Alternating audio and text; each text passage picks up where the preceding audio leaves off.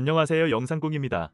이번에 소개해드리려고 하는 드라마는 너무나 많은 분들이 찾아보셨고 입소문을 통해서 처음부터 보시는 분들과 한 번의 아쉬움과 여운을 잊지 못하고 다시 찾아보는 바로 그 드라마 폭삭소가 수다입니다. 첫 회부터 기대가 컸던 폭삭소가 수다는 최종 완결 판까지 나오면서 첫 회보다 마지막 회를 더 많은 시청자들에게 사랑을 받은 드라마로 근래의 드문 작품으로 평가받고 있습니다. 무엇보다 인생을 계절로 표현하며 작품의 색깔을 입혔다는 내용이 시청자들에게 보는 재미를 더해준 감동적인 드라마로 생각됩니다.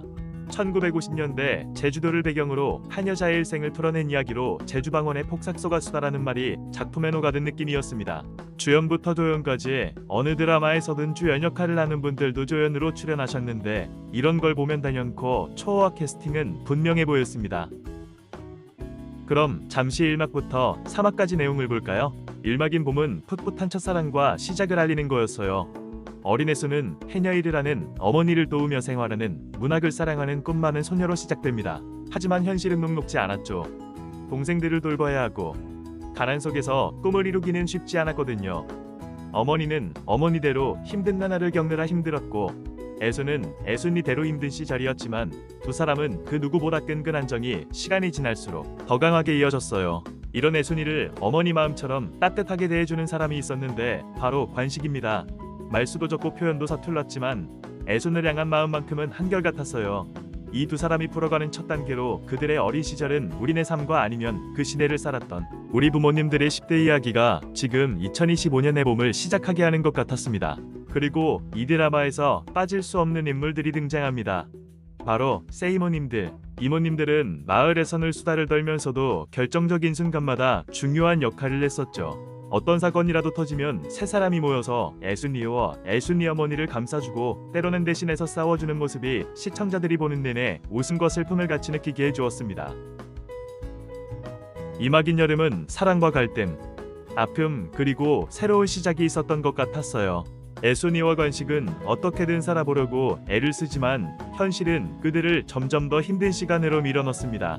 그들도 이겨내보려 하지만 현실의 벽이 너무 두터워 주저앉을 무렵 이런 애순과 관식에게 관심과 애정으로 보는 이들이 그들의 도약의 날개를 달아주지만 또 다른 시련과 아픔이 그들을 뒤덮고 남아있는 아이들을 보며 그들이 다시 일어나려고 하는 과정에서 현실의 우리도 이런 시련의 아픔에서 벗어나고자 하는 마음이 같은 듯 저도 모르게 그들을 응원하게 되더군요.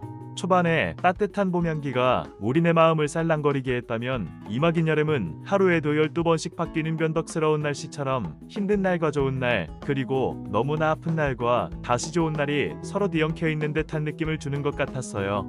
3막의 가을은 어떠할까요?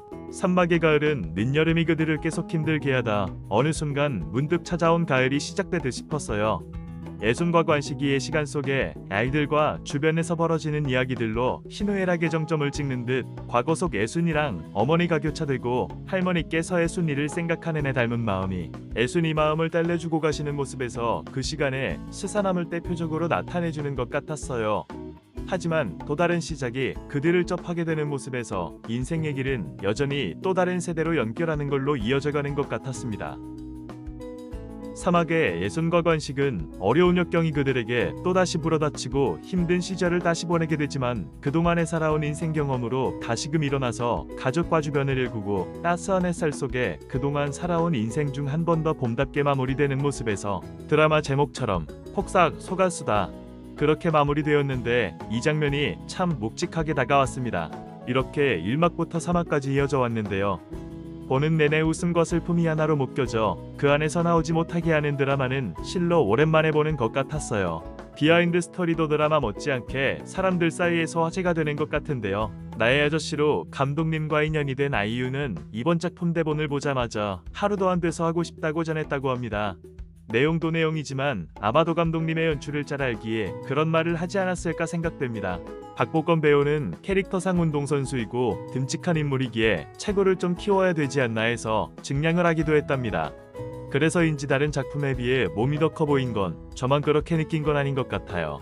그리고 감독님은 제작 발표회 때 이런 말씀을 하셨어요. 처음부터 조부모 세대, 부모님 세대의 헌세이자 자녀 세대에 대한 응원가로 기획된 드라마입니다.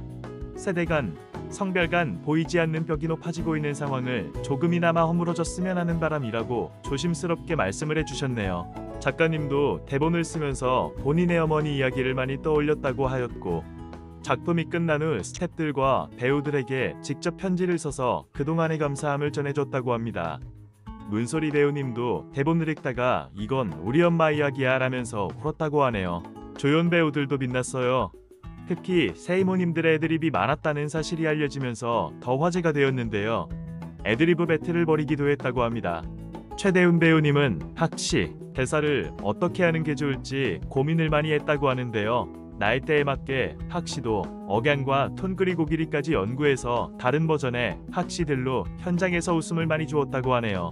그리고 이번 드라마의 연출 기법 중 누구도 의심하지 않았던 게 바로 배경이죠.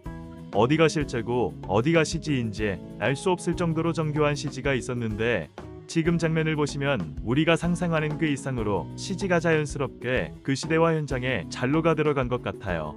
폭삭소가 수다는 단순한 로맨스 드라마가 아니었습니다. 삶을 살아가면서 겪는 일호애락이 다 담긴 정말 따뜻한 이야기였어요.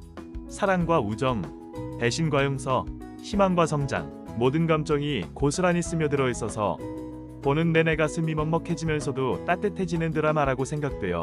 무엇보다 주연뿐만 아니라 조연 배우들까지 모두가 살아 숨쉬는 캐릭터들이었고, 그 덕분에 극이 더 깊이를 느꼈어요.